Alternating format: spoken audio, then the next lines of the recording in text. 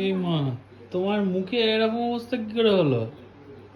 এ আমি কি কি জানি কি হলো। কি জানি কি হলো মানে? হ্যাঁ, এই বেশি মুখে কথা বলতেও পারছি না। কি অবস্থা তোমার হঠাৎ মুখে? বসে থেকে দেখছি এরকম হয়ে গেল। লিপি জানে কি হয়েছে এগুলো। লিপি জানে কি হয়েছে? কি ও বাবা, তুমি আবার কি মাখছো? হ্যাঁ, চর্চা এটা কি? চর্চা হচ্ছে।